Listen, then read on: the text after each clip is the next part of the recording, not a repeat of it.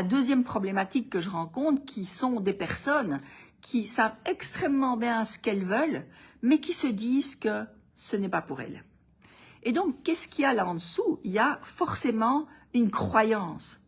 Alors, avant de se poser la question de savoir qu'est-ce que je dois faire, eh bien, une des bonnes manières d'aborder cette situation-là, je sais exactement ce que je veux, mais je me dis que ce n'est pas pour moi, eh bien, une des bonnes manières de régler cette problématique-là, d'abord, c'est de savoir quelle est la croyance qui est touchée. Alors, à ce niveau-là, il y a 4 types de croyances qui regroupent un petit peu toutes les croyances qu'on peut rencontrer sur soi et qui font que on est un petit peu embêté et limité par rapport à ce qu'on veut faire dans sa vie. La première croyance, c'est une croyance qui touche à la culpabilité. C'est de ma faute. Hein, donc, c'est des personnes qui se sentent coupables par rapport à leur boulot, coupables de ne pas savoir ce qu'elles veulent, coupables d'avoir été licenciées, coupables d'avoir une formation qu'elles n'utilisent pas ou qu'elles ne veulent plus utiliser, etc.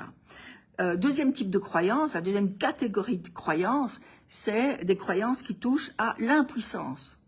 L'impuissance, c'est je suis pas capable, c'est pas possible, j'ai pas appris ça.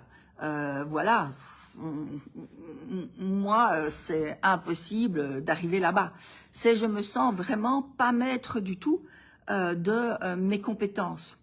La troisième catégorie de compétences, c'est tout ce qui touche à l'estime de soi. Évidemment, c'est ben, j'en vaux pas la peine, j'ai pas les compétences, c'est voilà. Et la quatrième, c'est le manque de choix. Et le manque de choix, c'est ben oui, mais alors moi j'avais quelqu'un qui était venu me voir parce elle avait des problèmes financiers. Et en fait, ce qu'elle me disait, c'est oh, je viens de voir, Brigitte, mais de toute façon, chez nous, c'est comme ça.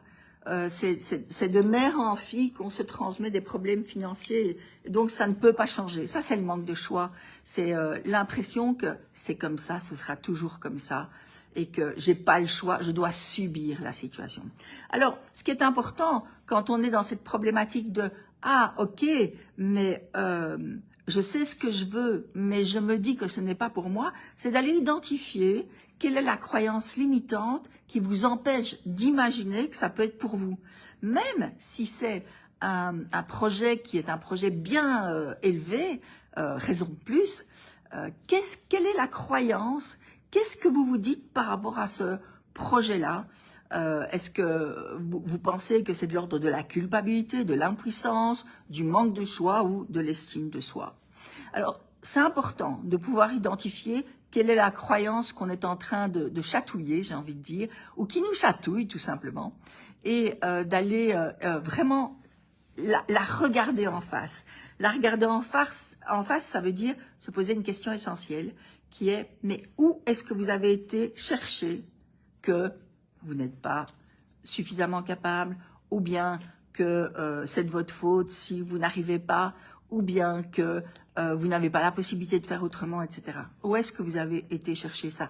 Qu'est-ce qui, dans votre histoire, a été tellement marquant qu'à un moment, eh bien, vous vous baladez avec cette croyance qui fait que vous n'allez pas aller embrasser votre projet personnel, que vous n'allez pas aller... oui, le kisser, hein. J'ai ici un participant qui a une société qui s'appelle Kiss. Eh bien oui, qu'est-ce qui fait que vous n'allez pas embrasser votre projet et vraiment le mettre à l'ordre du jour? Donc, c'est aller identifier quelle est cette croyance, mais aussi quel est le moment où, entre guillemets, vous avez pris la décision de croire que vous n'étiez pas ceci ou cela. Mais alors, ce qui est intéressant, parce que un exemple a toujours son contre-exemple.